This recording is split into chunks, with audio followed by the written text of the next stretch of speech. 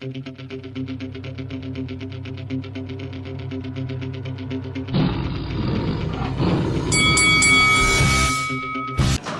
this is Eithan and you're watching Lights Out. This is Faisal for Lights Out, proudly sponsored by Spartans Law. I'm down here in Northampton's Shoebox Boxing Gym. Delighted to be joined by 7-0 undefeated Mr. Eithan James. Eithan, Happy New Year, mate. How you doing? I'm good, thanks. You? I'm alright, thank you for asking. Thank you very much. How's your festive season? Yeah, good. Got a lot of food down me. Still get training, but probably a little bit heavier than I want to be, so back in the gym already, getting it down. Yeah, you can tell by the sessions you were putting in before the festive season, you must have been really happy to have gotten a nice long deserved break. Yeah, I got out quite a bit last year, hopefully get out more this year, so can't complain, but just wanted to stay in the gym, stay active, get ready for whatever they can get me the earliest possible. Let's talk a bit about 2021. You had 3 fights, 3 wins, got a lot of rounds under your belt. Overall, what was the biggest learning curve for you in 2021? Probably say just the rounds, learning to get through the rounds, not having to waste as much energy, and then just keeping to the basics wins fights, and that's what we've been doing. So we just want to keep taking little steps up and see how we go. Were you happy with the progress under 2021? Yeah, we went from 6 to 8, so I'm happy with 8 rounds. I felt fit, felt like I could have gone straight to 10, but we just want to keep it the same. Probably get another 8 rounder in, and then start moving up, looking at some sort of title towards the middle end of the year. That obviously leads to my next question. 2022, you're currently 7-0 right now. You know, you're undefeated, you've had a good start to your career. Are you going to be looking at perhaps maybe the Midlands, the English, maybe even the British? Yeah, hopefully. I want to go through the Midlands and the English, probably more so the English, starting off, and I'll leave the British alone for a while. I'm still young. If I want to go for that, I want to be peaking, so I want to get that in about 2 years' time, something like that, hopefully, and then move on away from the British up to European titles and other such.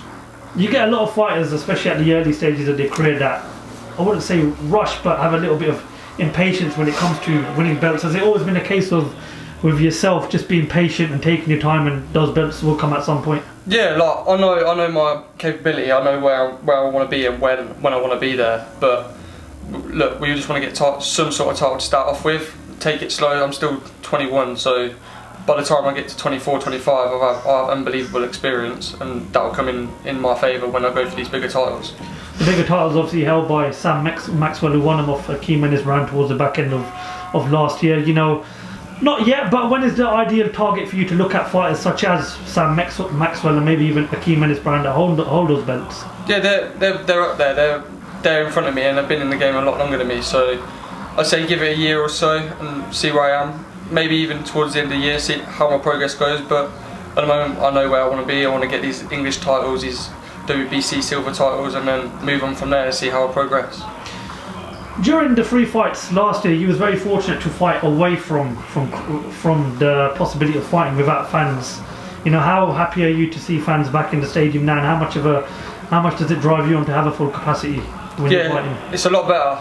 You can't explain it. From going from no fans in there to hearing every single voice in the arena shouting, to not being able to hear anything because the crowds are shouting that much. You won't get the experience from the different levels of it. It's I think you perform better. Some people say they don't, some people say they do, but with me, I say I perform better with the crowd. They get behind you, and you're not just fighting for yourself then, you're fighting for everyone else behind you.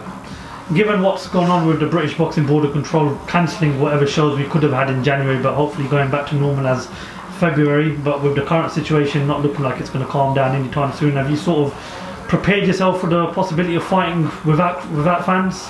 To be fair, I haven't really thought about it, but it won't be much difference. We've done it before, we can do it again, but hopefully they keep the crowds in, because it's better for everyone. Everyone enjoys it.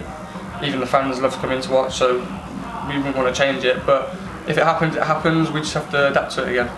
There's a big fight to look forward to in your division in the middle of February between Josh Taylor and Jack Catterall. A lot of people have said that Josh Taylor's going on to be one of the best fighters in the world at the moment. Jack Catterall's had a pretty good career so far.